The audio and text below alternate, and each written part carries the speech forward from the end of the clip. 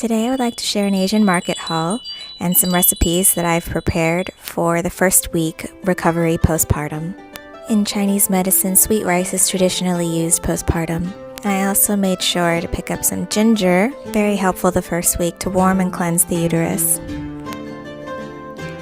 I made sure to pick up a green papaya, a very traditional ingredient that promotes lactation.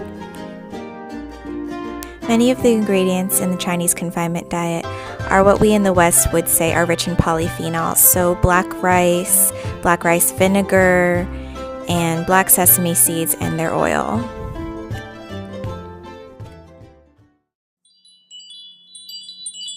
Liver is the strongest food to nourish and build the blood, and it is heavily featured the first week of the confinement diet.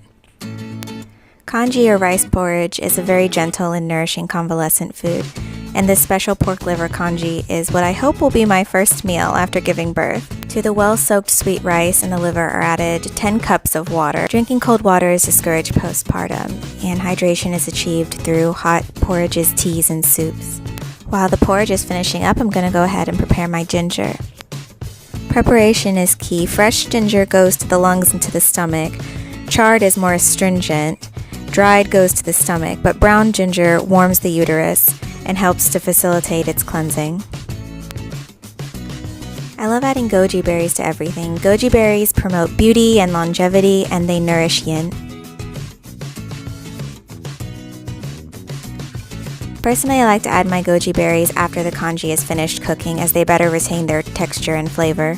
I purchased these individual serving storage containers off of Amazon, and I'm going to use these to freeze single-sized portions that will hopefully be easy for my dear husband or whoever might be helping to reheat and serve them. I also Amazoned this food-grade silicone jumbo muffin tray to help freeze single-serving portions of soups and porridges and whatever other recipes I might be preparing. The flexibility of the containers really helps to pop out the portions after they're frozen. The rest of the liver I will freeze in individual servings. I'm also going to cut up the rest of my ginger and also freeze them in some containers so that I can easily saute them. I don't yet have all the ingredients I need for the soup I want to make, but I'm going to go ahead and prepare my green papaya so that it does not ripen. We want the medicinal properties that are present when it's green, so I'm going to go ahead and freeze that as well. Now that I've gathered some more ingredients, it's time to make the fish soup with papaya. So I'm going to start off by browning my ginger, and then I'll add in the milk boosting savory green papaya and some dashi, a quick Japanese broth. And this next ingredient's optional, but I had some adzuki beans on hand already. They're water clearing and decrease fluid retention.